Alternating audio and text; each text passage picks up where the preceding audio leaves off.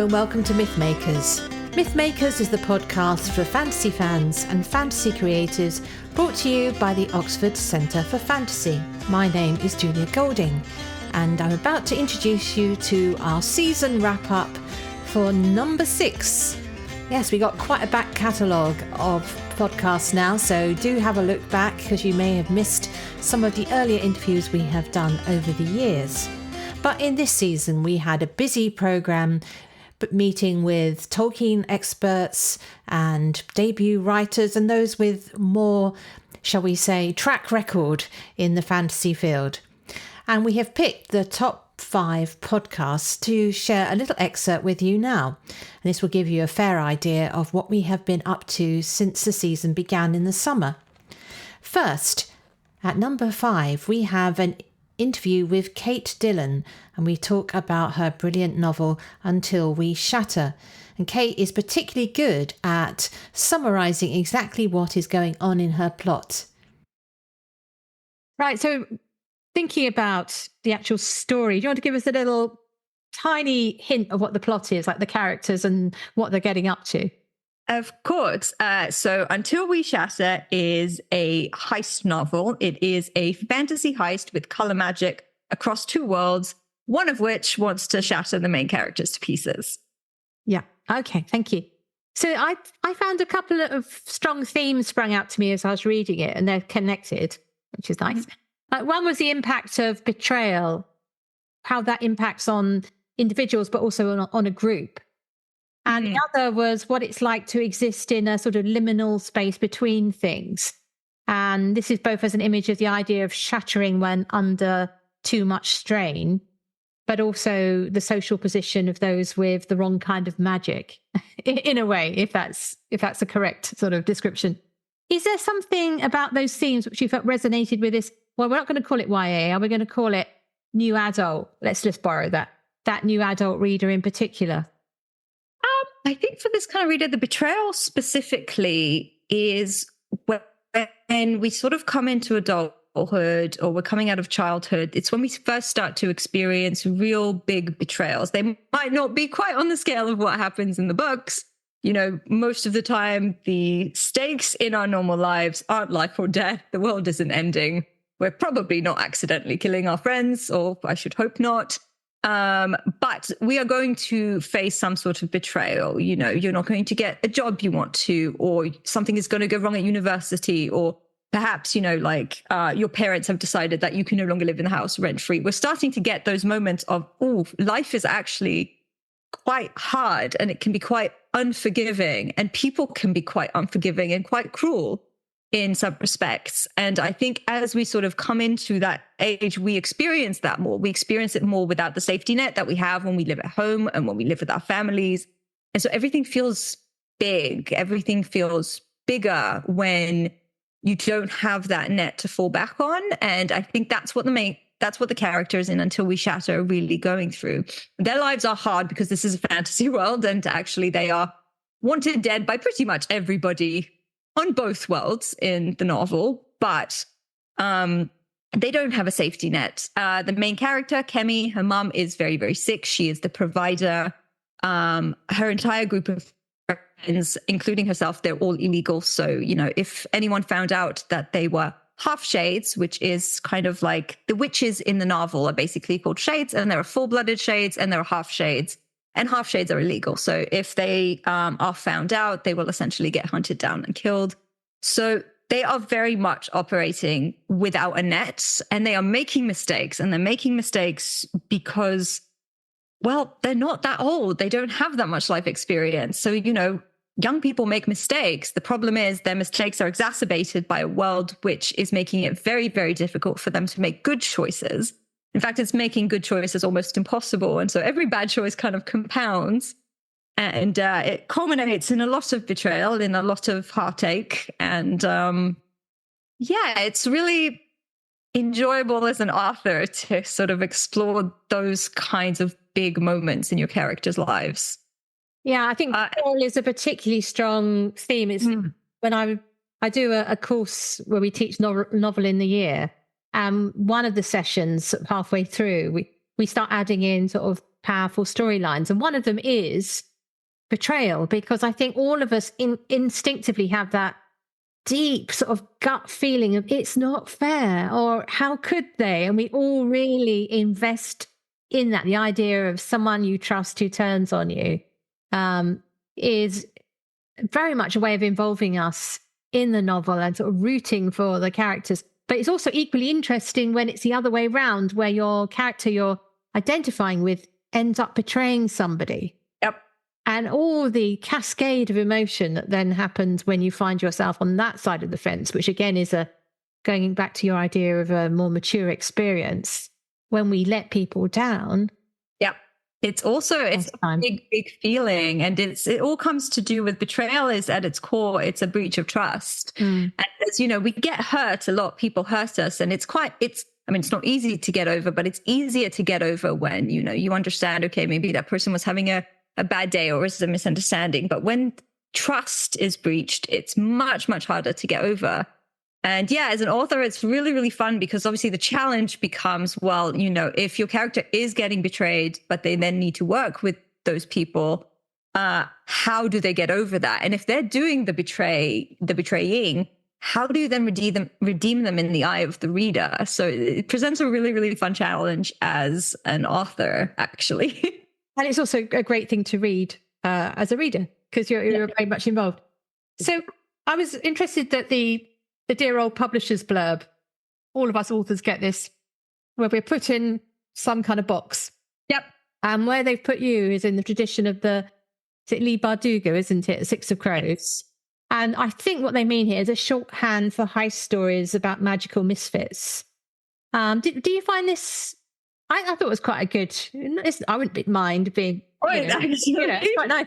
But do you feel you're part of this subgenre, or were there some other influences or genres that you would like to sort of highlight yourself? It's definitely it's. They chose that, and actually, like, sometimes when publishing does this choosing, you're like, I'm not 100% sure that's right, but we're going to go with it. Whereas this time, it's 100% right. Okay. Like, it very much sits in that subgenre. That is the main genre, I would say, for the book. And when I'm recommending the book, like, heist fantasy is what I lead with first, because it pretty much tells the reader everything they need to know. If we were going to go dig further down, though, like, I've never really written a book that was just one genre. It's just that when it comes to selling books, we sort of lead with one because we don't want to confuse people. But I think this is again where, even though I've moved to fantasy now, a lot of my early influences, a lot of the things I love did originate in sci-fi. Now, at number 4, we have the wonderful interview with Anna Simpson and Chris Riddell. This was a joint interview with Anna, is the editor who selected the poetry for the anthology of heroes and villains, and Chris Riddell, as many of you already know, is a very famous illustrator, and he's also a political cartoonist. In this excerpt, you will hear him talking about tips for anybody who wants to go into the field of illustration.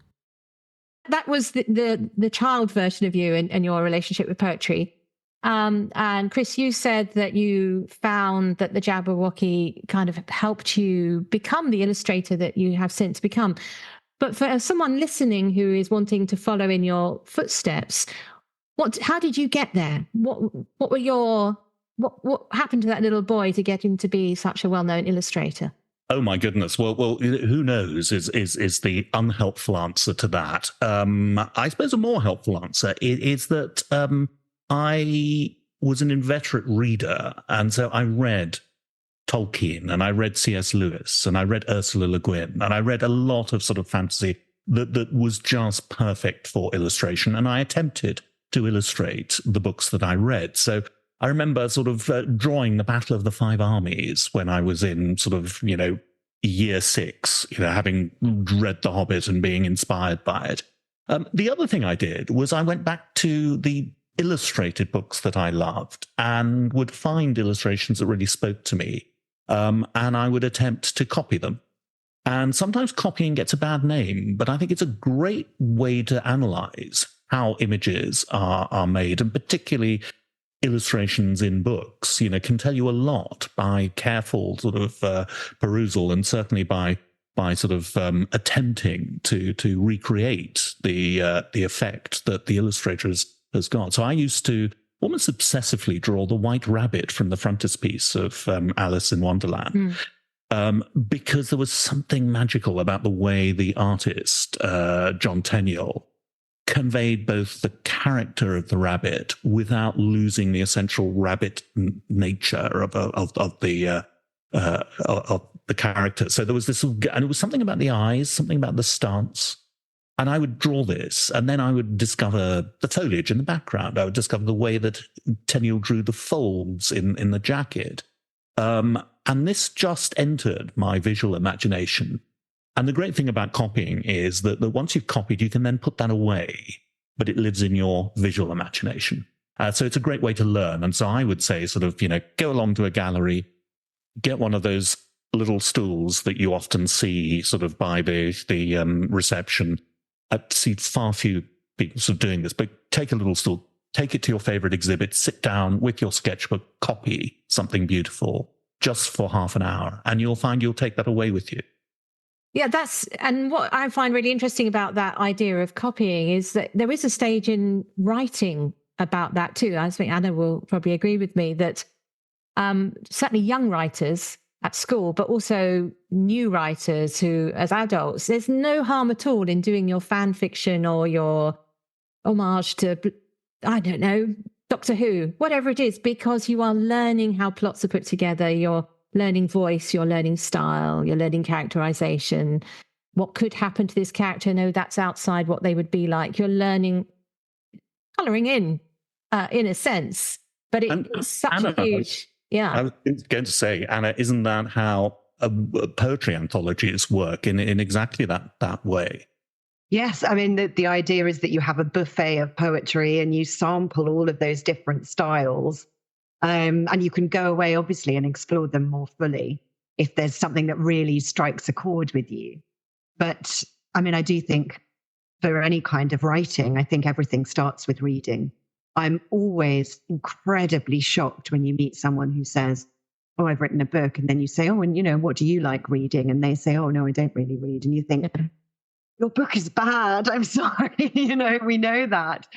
It's sort of everything starts with experiencing how other people put words together on the page. And you're right, the nuts and bolts of plot and character and those kind of things.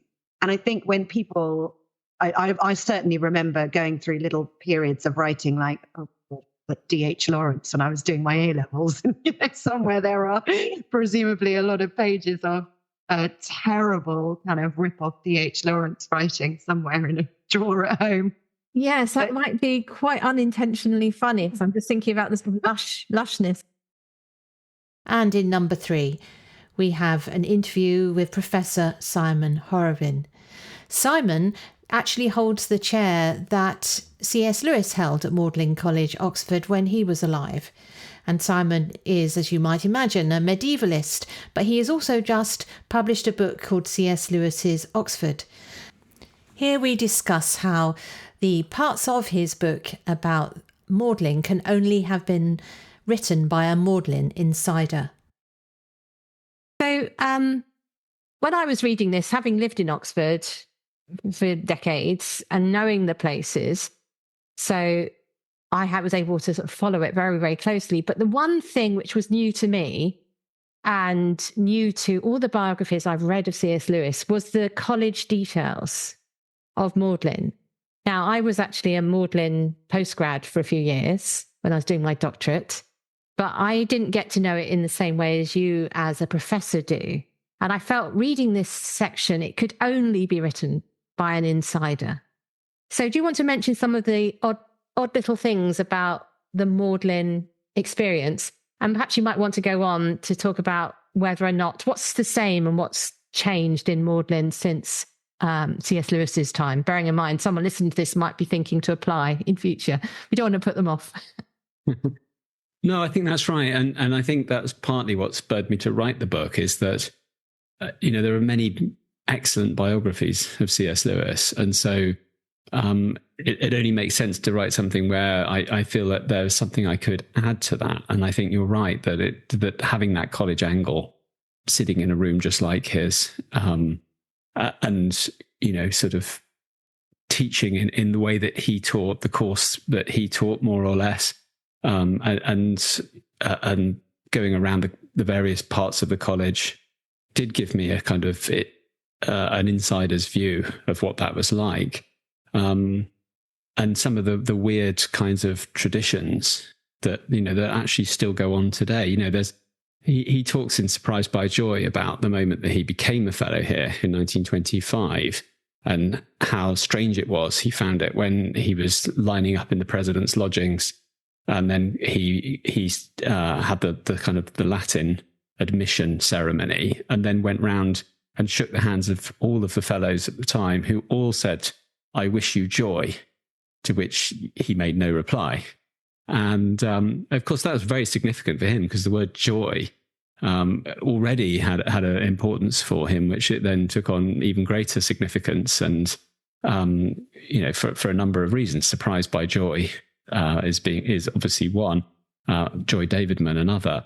But that strangeness of that ceremony, well, that's exactly the ceremony that I went through when I came here as a fellow 18 years ago. So there are all these connections, and there are some nice kind of objects that are still around in the archives, which I talk about in the book. So, for instance, we still use the college weighing scales on special dinners, where guests who come to dinner are given the option. Not so many people take it up these days, of being weighed.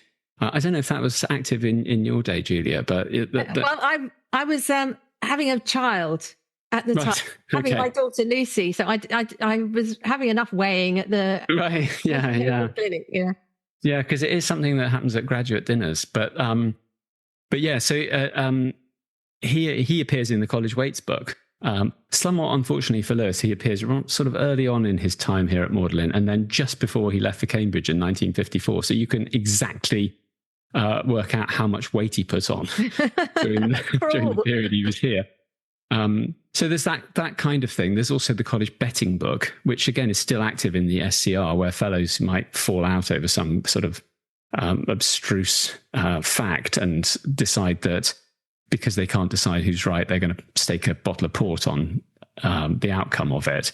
And there's an entry by Lewis in the college betting book where he's had a wager with C.E. Stevens, the ancient history tutor, about whether the word eros appears in Homer's Odyssey, and they stake a bottle of port on the outcome. And of course, Lewis turns out to be the correct and wins the bottle. But these kind of quaint traditions that are still active today, but we can sort of trace them back to Lewis's day and see him taking part in them. I think the thing to emphasis really emphasizes how masculine the environment was in his day compared to now. I mean, obviously I was there years ago. It would changed. I don't know when it went mixed, in the 80s, maybe? When did? In the 70s. But yeah, exactly what I was going to say is that the big change between Lewis's day and today is, I think, the admission of women. This was a very exclusively male world in Lewis's time. Although one of the things that I found which had surprised me really was how many female students he taught. And that's partly because going through the archives of a number of the women's colleges, I found references to him being paid for tuition or writing reports on students. And that was particularly during the Second World War, where lots of the male students, of course, were not here, but also, before that as well.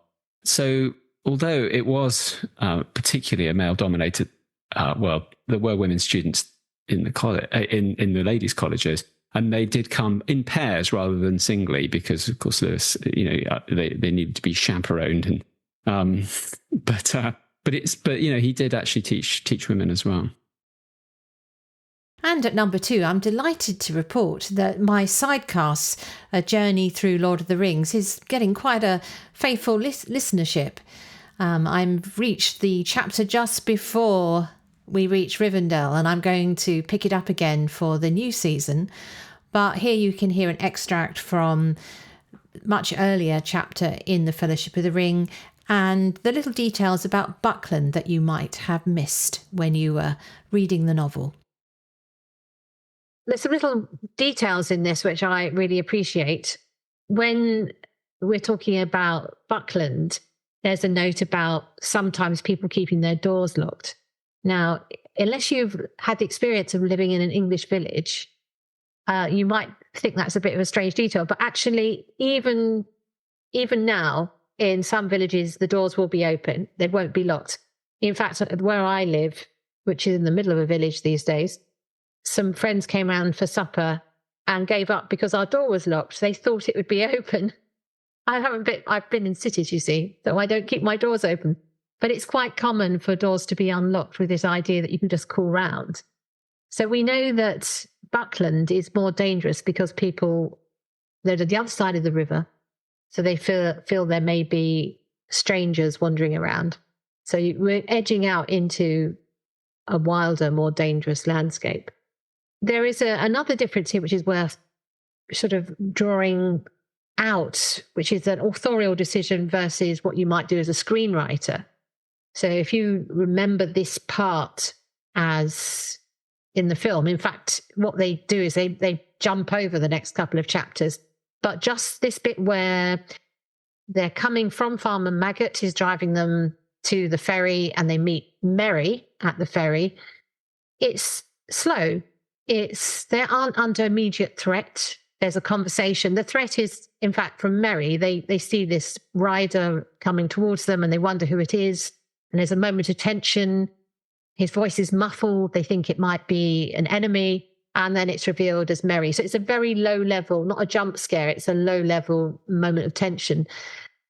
In the film version, Peter Jackson and Philippa Boyens and Fran Walsh gave this the chase through the woods and being chased by the horseman, jumping onto the ferry, Frodo almost not managing it and having to do that leap.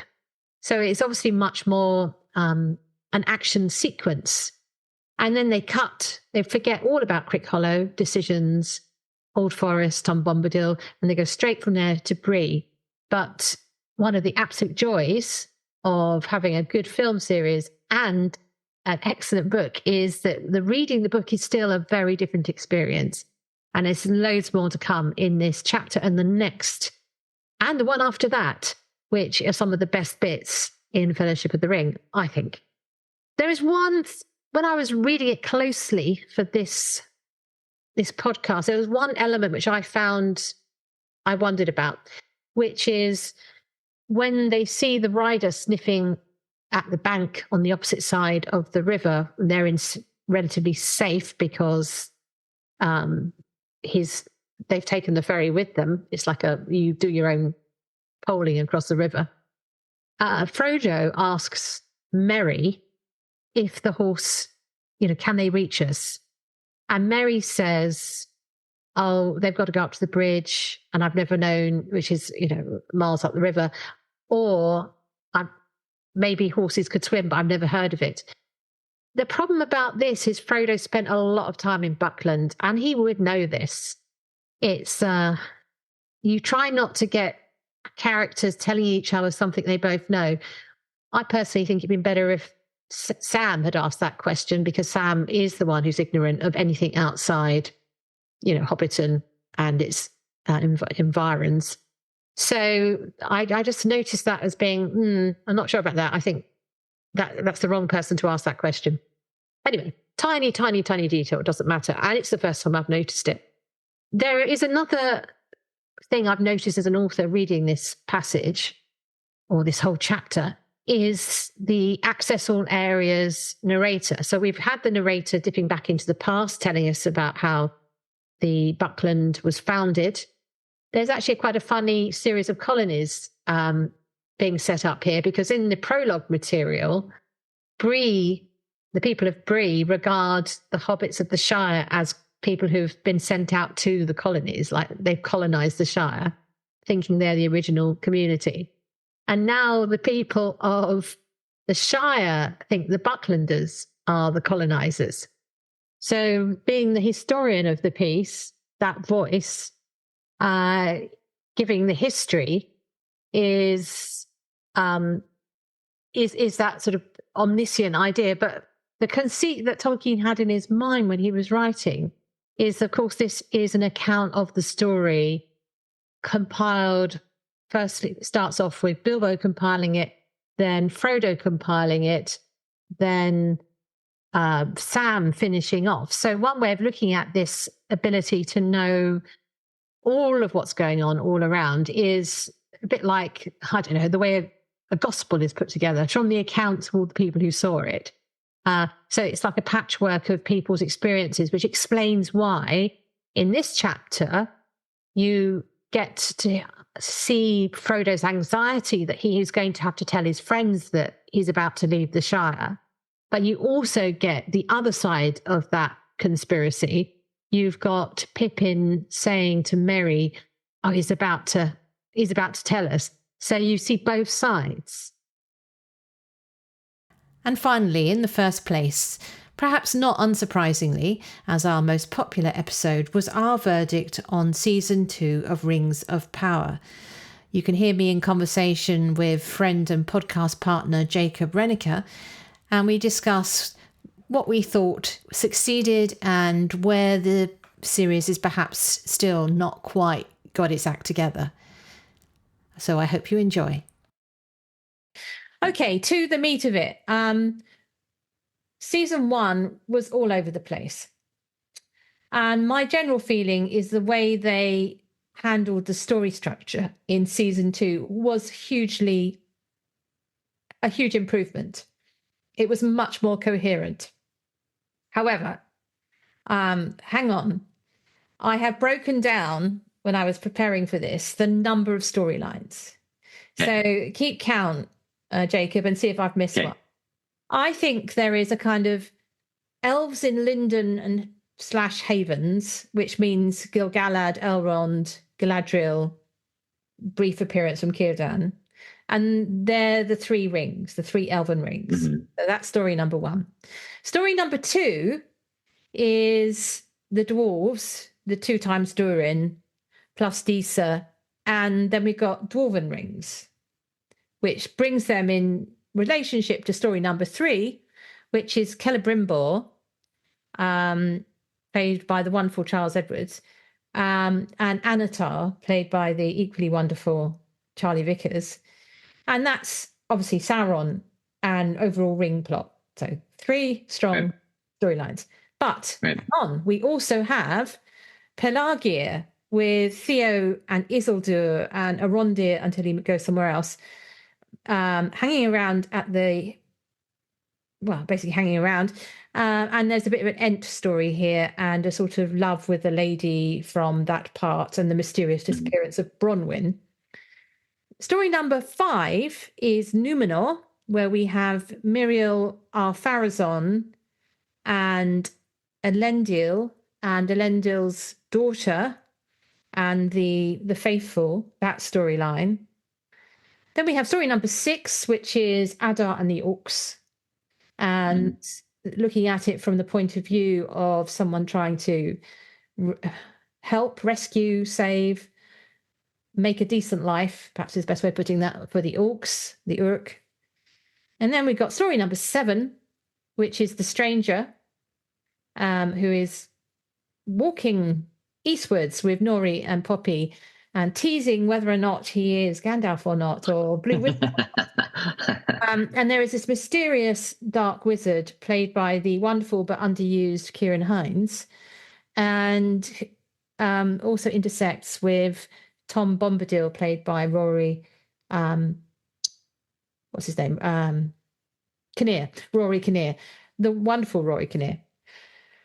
So that I make 7 separate storylines, of which the first 3 are the ones which relate most faithfully or closely to the theme of the whole series, which is Rings of Power. Mm-hmm. And my problem is with stories 4, 5, 6, and 7 not really connecting. The first 3 connect. Yeah. The last 4 are tangentially connected and problematic. because they might be good stories within themselves, and certainly the Numenor story is really important. But but they still trying to do too much, and that's how I felt about it. How about you? Yeah. No, that's really that's good. That for a show called Rings of Power, the primary movers and shakers, like now we actually get, we got the creation of the three rings at the tail end of season 1, and then season 2 is really about the fuller production of rings with Anatar being involved there, and so that makes a lot of sense having around there. It's clear, that so those other storylines, the non-direct Rings of Power, those are clearly storylines that are going to be paying off in further seasons. So this is almost, so I appreciate, so one of the things that I did appreciate about the kind of long view that you're able to have, that Amazon can have when you've already invested and you say, like, we commit to 5 seasons. Oh, yes. No. But let me stop you there. They haven't. They've said they want to do 5, but season 3 has only just been greenlit. Yeah. And it reminded me a bit of the Fantastic Beasts franchise, which said, oh, yes, there's going to be 5 films, and there's kind of fizzled at 3. So I think we're okay at the moment for those who want to see a sort of complete story, because this was a better season and just better to watch than the first one. Yeah, well, that's the hazard. So that's the hope and the hazard that you have of that. If you say, like, okay, this is going to 5 seasons, so the temptation is going to be to, like, string certain things along and say, like, okay, we can afford the time to spend on these kind of tangential lines that if you watch the whole series, so that it's, let's say we're just going to assume that we're getting 5 seasons, so we can just kind of spread things out and looking at the whole 5 season instead of looking at individual seasons as kind of like self-contained and being valuable in and of themselves. So there are 2 different ways of thinking, right? If you're just having to prove your value and then you don't know if you're going to be renewed the next season, that's a different mode of storytelling, because you have to be able to wrap it up at the end of the season. If you find out that the show is going to be canceled, you have to have somebody pivot to be able to wrap it up in a satisfying or relatively satisfying way. But so you see, as one of the things I think that you see the long-term, the investment that they're making, or the assumption that they're going to get 5 seasons, is in these inclusions of, the Numenor, having it just kind of like trailing along the rune, everything with the stranger and Nori and Poppy, that's clearly has just kind of been a little something that's going to be bringing in, hopefully, at the end. So they're assuming that they're going to have that time, rather than saying, okay, how do we develop these characters? What do we need for a satisfying, compelling season in and of itself to be a coherent whole that then also can fit together and build on previous seasons, rather than saying, okay, we have 5 seasons, let's have this plot go all the way through to the, from season 1 to 5. This one is kind of going in and out here. There's benefits to that sort of long-term storytelling, like we see with the Wandering Song, that in season 1 was just, kind of like a nice melody and something they're singing, but then it actually turns out to be plot critical in season 2, whereas there was no inkling of it necessarily being plot critical. It just seemed to be some traditional song, but then they're able to use that as an actual plot point in the second season. That's something that's a nice luxury to have if you are fairly certain that you're getting a next season. You can start seeding things in, but then the danger is that you're not paying enough attention to the season that's at hand and making sure that it's a coherent, cohesive piece of storytelling. You get too caught up in the broadness of the big picture, this broad canvas. So it's definitely a dance, and there's a lot that you can do if you do have that, or feel relatively certain that you have that sort of long time frame. But it seemed, like you said, it was only just greenlit, and so if this turns out to be a financial sinkhole for Amazon because of viewership, or for whatever number of different reasons that could be outside their control, they could have to. They might require them to shut it down. They might have to financially, whatever, like they might have to shut that down. And if they do, then there's going to be all these plot lines that are just kind of like dangling and unsatisfying resolutions, because you're not focused enough on individual seasons. So that's kind of it's definitely a 2-edged sword. Thank you very much for listening, and I hope you will join us for season 7 of Mythmakers.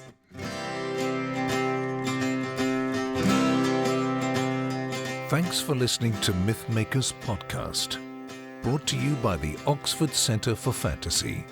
Visit oxfordcenterforfantasy.org to join in the fun.